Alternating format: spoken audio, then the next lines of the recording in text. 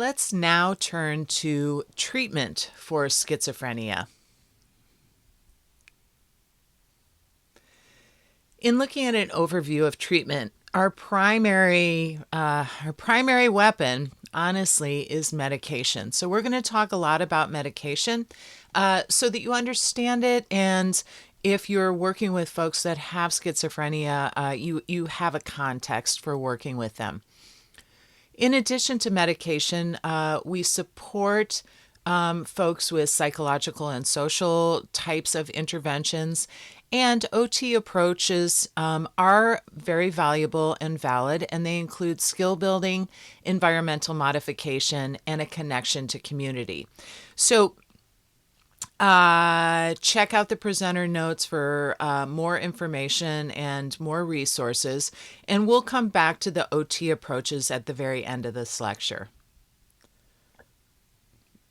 All right, so antipsychotic medications. They have been available for a long time, 70 years. We divide them by first generation and second generation, and the first generation are called quote unquote typical antipsychotics. What they mostly do is control delusions and hallucinations. The drawback, however, is that there's a lot of side effects, and we're going to talk about some of those side effects. The second generation are called atypical antipsychotics, introduced in 1990, so 20, 30 years ago, and they have fewer side effects. But we have 40 years of people who were on these traditional or typical first generation antipsychotics. In looking at the first generation, they're very powerful. They do work. They're especially effective for acute episodes, and they include drugs like Thorazine, Haldol, Prolixine, Stelazine, and Mellaril. So you may have heard of some of these, or you may come across clients who are on some of these drugs. The second generation of antipsychotics are things like clozapine, risperidone, and olanzapine.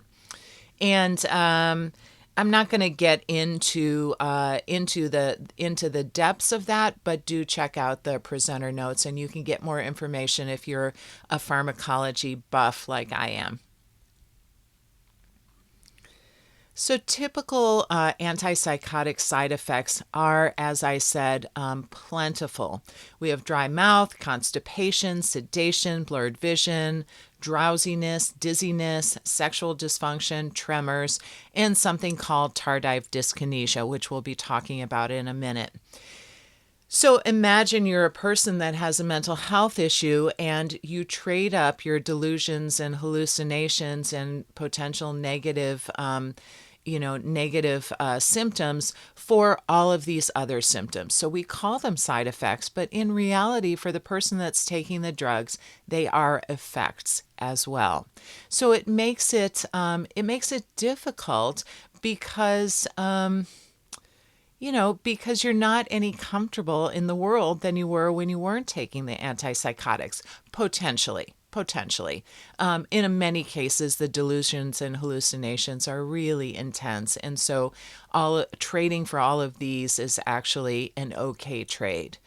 Tardive dyskinesia is abbreviated TD, and it results from long-term use of typical antipsychotic medications. What happens is that it causes muscle movements that a person can't control. They commonly happen around the mouth and with the tongue and the lips, but they can happen anywhere on the body. They can also occur in individuals with other disorders who are on medication, like for bipolar disorder. TD can range from mild to severe, and in some people, the problem cannot be cured or reversed. Some people with TD recover partially or fully after they've stopped taking the medication. So it's really a crapshoot whether this is a permanent issue or not.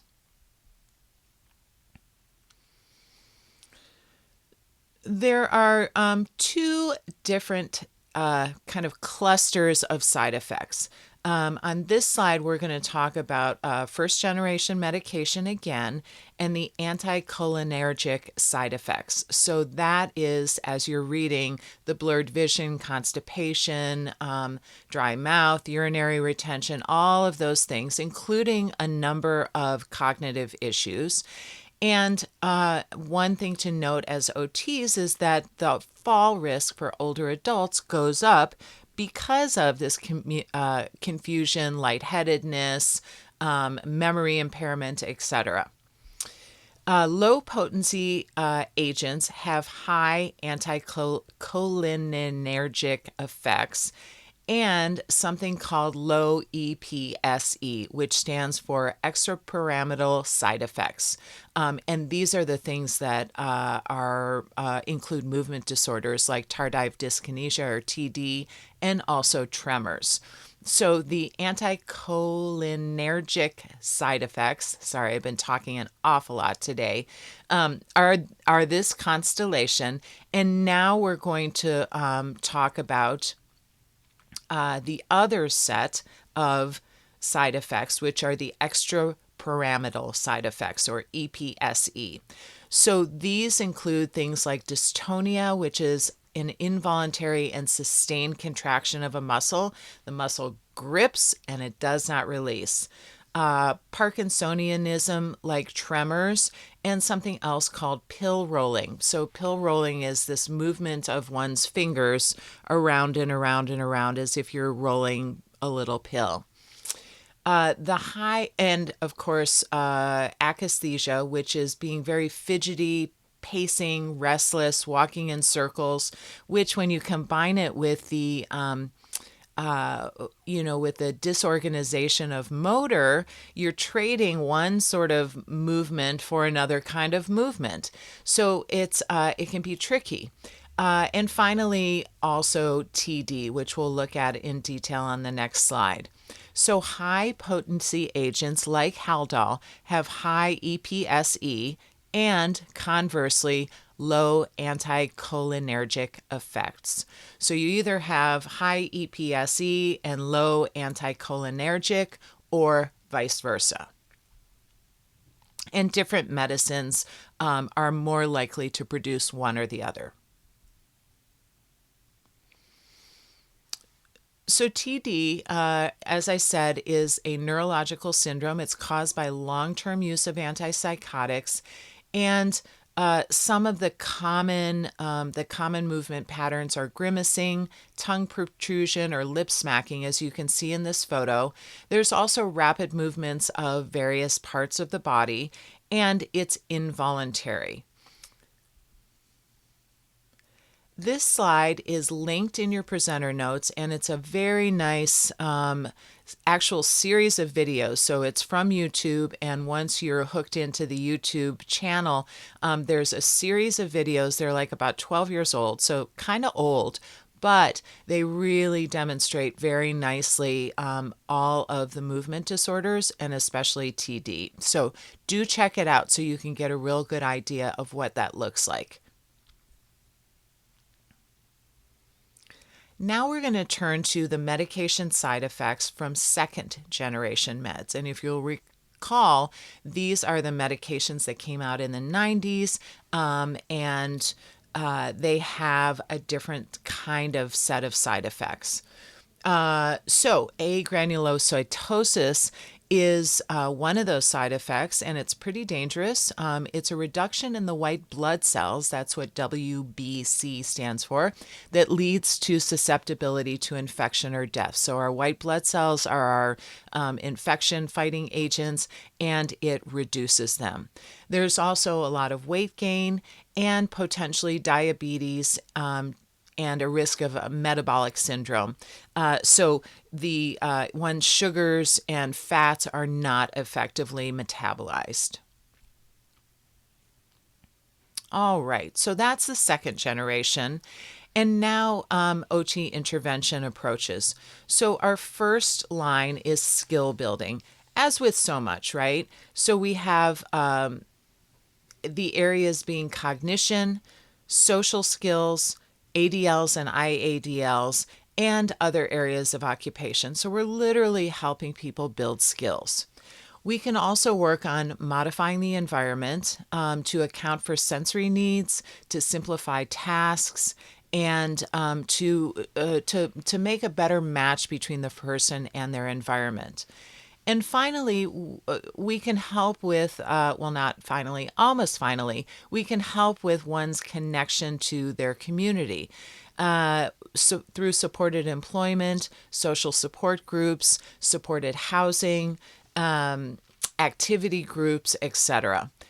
And I added this point about case management because when I was volunteering and then doing my field work, I worked in an assertive community training center that worked exclusively with people with chronic mental illness, primarily schizophrenia, but some other pretty serious mental illnesses. And OT had a great role in case management. And in fact, my supervisor was a case manager.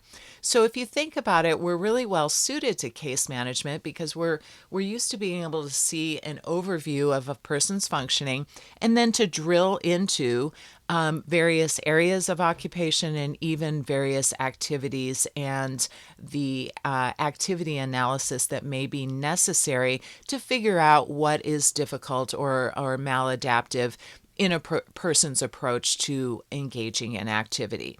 So, the OT role doesn't kind of pales in comparison with all of this medication information, yet we have a significant and important role in working with people with schizophrenia. Let's now turn to prognosis. There's some negative aspects and some positive aspects, and I'll do my best to go through both of them in a kind of honest and authentic way. So there are great costs, both human and economic, to having schizophrenia. It's expensive, it's draining on the person who has the condition and on everybody around them. There's decreased life expectancy of between 10 and 25 years, which is pretty significant. Deficits in occupational functioning, which we've talked about. It's a major cause of disability. So not only do you live with it, but you are very disabled by it. And approximately 75% of those with schizophrenia have ongoing disability and relapses. So these are recurring episodes. 20 million people globally have schizophrenia. So there are, there are high costs. There's also positive aspects to the prognosis. It is treatable. Some people recover completely, and others function very well in society, as we saw with some of the famous people with schizophrenia that we saw at the beginning of this presentation. Most people live independently and have some support. Most people have a reduction of symptoms in middle adulthood, so it doesn't stay acute, it actually drops off in most cases. And there's improvements being made on early intervention strategies, and those have very promising results. So, not the worst, certainly not the best. The following two slides are a set of different videos. This one has some first-person accounts and illustrations of what it's like to have schizophrenia, what delusions and hallucinations are like. And there's also two TED Talks that are listed here that are individuals who have schizophrenia talking about their experiences. So I strongly encourage you to check out the videos and get kind of an insider moving in real-time view of what this disorder is like. Here are 4 more short films about people with schizophrenia. One is 4 different folks with schizophrenia. There's a woman with schizoaffective disorder that's talking about her actual disorder, so she's being interviewed. A person who is homeless and has schizophrenia in San Francisco. And again, check out the presenter notes for those links. I checked them all out. They all work, so you should be good to go. references, and do check with your Brown and Stoffel and Munoz book because it's got a lot of great resources. Also, a variety of other websites, and Kara and McCrae, who are San Jose State, retired professors, and their psychosocial occupational therapy book. All right, that's it for today. You made it through the lecture on schizophrenia. Please jot down your questions. Be happy to address them in class. And if you have any other resources that you'd like to share with folks, any personal experiences, those will also be welcome. And I will see you in class real soon. Thanks, everybody. Bye-bye.